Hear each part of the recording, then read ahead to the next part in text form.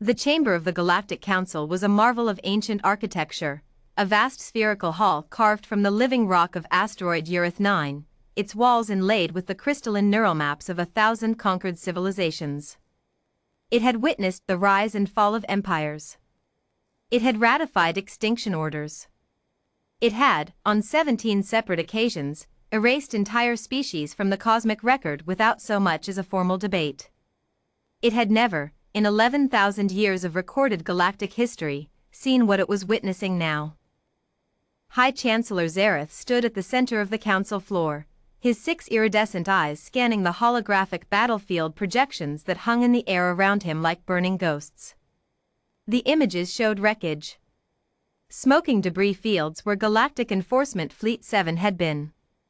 Fragments of warships that had been built to last centuries, now drifting in cold silence across the space lanes near a small, unremarkable star. A star the Council's own charts labeled Sol. Indigenous species, pre-enlightened. Threat classification, negligible. Negligible. Zareth said the word aloud, softly, to no one in particular. The word tasted wrong now. 3 weeks ago, the Council had issued Earth its final notice.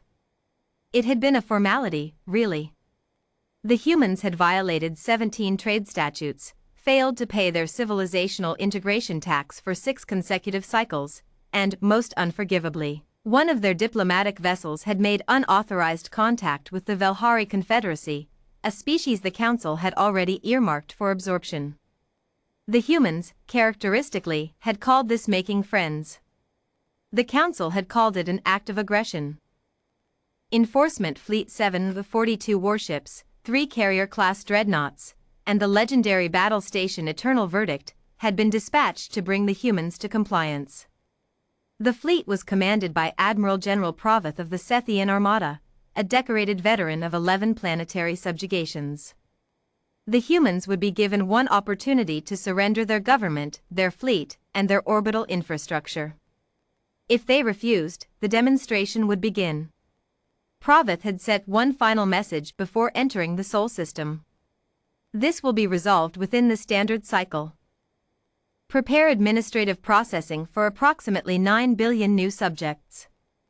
That was the last anyone had heard from Fleet 7. The holographic display shifted, and every member of the Council turned to look. A single vessel had just crossed into Council-monitored space. It was moving at a speed that made the monitoring station's sensors blink twice in disbelief before confirming the reading. The ship was human, that much was clear from its angular, almost aggressively utilitarian design. No elegance.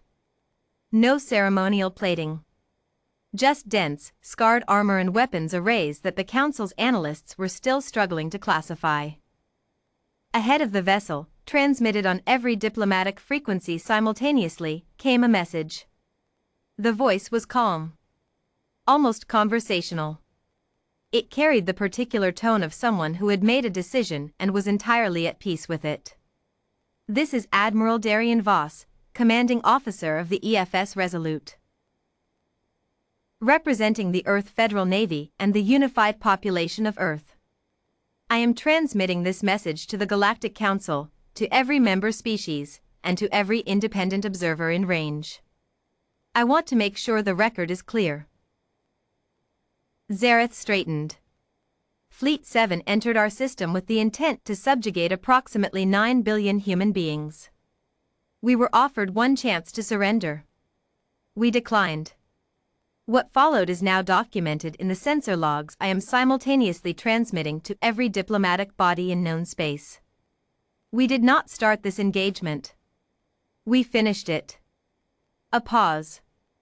I am now approaching Council space. I am not approaching in hostility. I am approaching because I have a message to deliver in person, and because I believe it is important that the Council see what is coming before it arrives. The transmission ended. For a long moment, the Council chamber was absolutely silent. Then every delegate began talking at once. Zareth silenced them with a gesture. He had been High Chancellor for 300 years. He had presided over the absorption of the Velhari, the dismantling of the Keth Republic, the slow economic strangulation of the Duran hegemony. He had seen species beg, bargain, and occasionally attempt to fight back. The fighters were always the most pitiable, throwing their brief, fragile military capacity against the deep machinery of the Council, burning brightly and briefly before being extinguished. But the sensor data from Sol was not telling that story. Fleet 7 had not been repelled. It had not been damaged and forced to retreat. It had been, and Zaratha's translation matrix struggled briefly before settling on the precise word, dismantled. Methodically. Efficiently. In a span of time that the analysts kept rechecking because the numbers seemed impossible. 42 warships. 3 dreadnoughts. The eternal verdict. Gone. And the ship now approaching Council space had a name painted on its hull in large, unambiguous lettering. Not a military designation. Not a fleet number. Resolute. Zareth found himself wondering if humans chose their ship names the way other species did, randomly, traditionally, ceremonially, or if they chose them the way this name felt. Like a statement of intent. Admiral Darian Voss was not what most of the Council delegates had expected. He was not large. He was not physically imposing by any galactic standard. He walked into the Council chamber with 2 aides flanking him and nothing else, no honor guard, no weapons visible, no ceremonial regalia. He wore a dark naval uniform, undecorated except for a single small pin on his chest that the translation system identified as the symbol of Earth's unified fleet. He was, by human standards, middle-aged. His hair was going gray at the temples. He had the look of someone who had spent a great deal of time making difficult decisions and had reached an accommodation with that fact. He stopped at the center of the Council floor, the same spot where Zareth had stood, and looked up at the assembled representatives of 11,000 years of galactic civilization. He did not look afraid. He did not look angry either. That was the thing Zareth found most disconcerting. The High Chancellor had expected rage, or defiance, or the trembling bravado of a species that had gotten lucky and knew it. He had seen all of those things before. He knew how to respond to all of those things. Voss looked like a man who had come to a meeting. High Chancellor Zareth, Voss said. His voice was the same one from the transmission, steady, unhurried, carrying no particular weight except the weight of someone who meant exactly what they said. I appreciate the Council receiving me. You have destroyed 42 vessels of the Galactic Enforcement Fleet, Zareth said. He had intended to say something more elaborate, but somehow those words were the only ones that seemed relevant. Fleet 7 entered our sovereign space with the stated intention of subjugating our population, Voss replied. We responded accordingly. The sensor logs, which every member of this council has now had access to for approximately 6 hours, are accurate and unedited. We have nothing to conceal about what happened.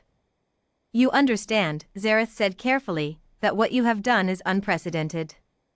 I understand that it may seem that way from your perspective. Voss paused. But I'd invite the council to consider whether that's because it's genuinely unprecedented, or because no one has ever actually pushed back before. Silence. We didn't want a war, Voss continued. We still don't.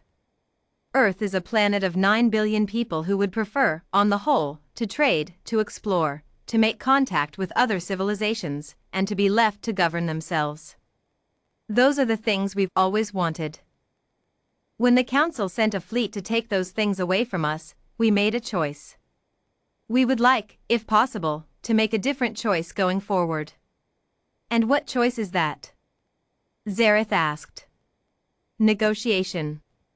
Real negotiation. Not terms of surrender dressed up as diplomacy. Voss met the High Chancellor's 6 eyes without flinching. We're not asking to run the Council. We're not asking for special status. We're asking to be treated as what we are, a sovereign civilization with the right to exist on our own terms. Zareth looked at him for a long moment. 11,000 years. The machinery of the council had run for 11,000 years on the assumption that power moved in one direction, outward from the center, absorbing everything at the edges. Species either joined or were consumed. Those were the only two options. But the data from Sol was very clear. And the man standing on the council floor was very calm. And Zareth, for the first time in 3 centuries, found himself genuinely uncertain about what happened next. "Ambassador Voss," he said at last, and the word ambassador instead of prisoner or subject did not go unnoticed by any delegate in the chamber. "The council will deliberate." Voss nodded once. "We'll be here." He said it simply. Without threat. Without performance. But every being in that ancient chamber understood, with a clarity that required no translation, exactly what the words meant. Earth would be here. Earth had decided to be here. And nothing the council had tried had changed that. The stars, it turned out, had been waiting a long time for someone to say so.